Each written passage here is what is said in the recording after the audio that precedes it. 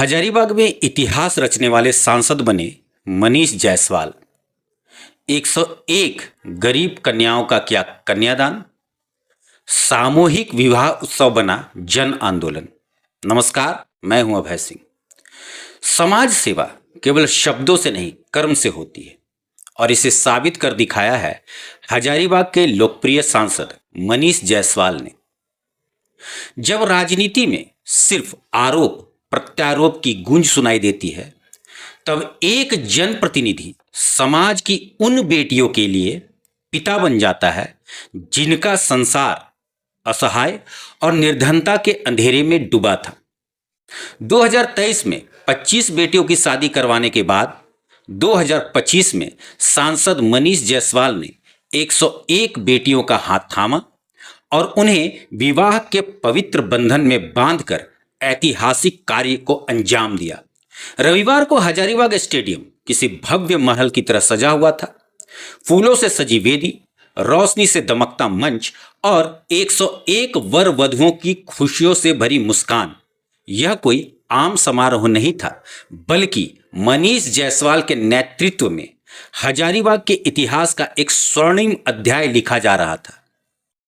गरीब बेटियों की शादी का सपना देखने वाले परिवारों की चिंताओं को समझते हुए सांसद मनीष जायसवाल ने 101 निर्धन कन्याओं का विवाह अपने खर्च पर संपन्न कराया। यही नहीं, उन्होंने प्रत्येक नवविवाहित जोड़े को गृहस्थ जीवन शुरू करने के लिए आवश्यक उपहार दिए। वधुओं के लिए आकर्षक लहंगे, वर पक्ष के लिए कोट पैंट और विदाई के लिए स्कूटी तक भेंट की। जब 2023 में 25 जोड़ियों का सामूहिक विवाह इन्होंने करवाया था, तब कुछ लोगों ने इसे राजनीतिक स्टंट कहकर नकारने की कोशिश की थी। लेकिन मनीष जायसवाल आलोचनाओं से विचलित होने वालों में से नहीं हैं।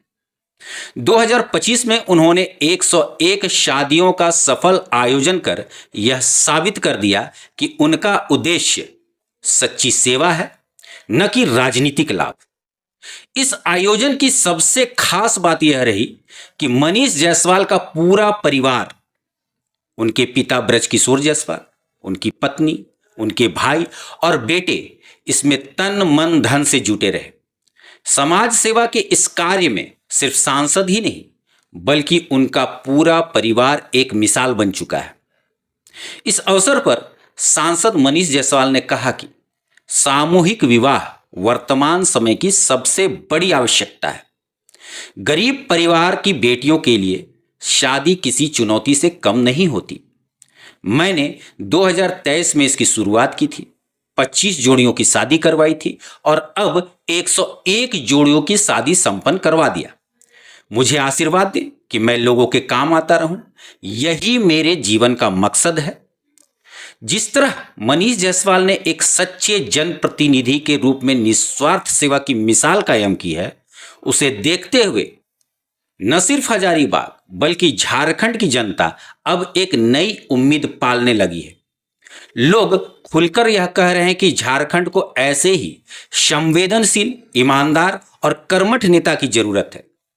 राजनीति में कई लोग आते जाते रहते हैं, लेकिन कुछ जनसेवक ऐसे होते हैं जो लोगों के दिलों में बस जाते हैं। मनीष जायसवाल भी उनमें से एक हैं। उन्होंने दिखा दिया कि सत्ता का असली उद्देश्य सिर्फ शासन करना नहीं, बल्कि समाज के सबसे पिछड़े और वंचित लोगों तक सहायता पहुंचाना होता है। यह आयोजन केवल एक शादी समारोह नहीं था, बल्कि यह हजारीबाग का लोक उत्सव बन गया। हजारों लोग इस ऐतिहासिक क्षण के गवाह बने और सांसद मनीष जायसवाल के इस परोपकारी कदम की स्वतंत्र कंठ से सराहना किया गया है। सांसद के आलोचकों के लिए जनता के पास एक ही सवाल है, धन तो आपके पास भी बहुत है, लेकिन क्या आप में गरीबों के लिए इसे लुटाने की हिम्मत है? यही अंतर एक आम राजनेता और एक असली जनसेवक के बीच की पहचान बनाता है।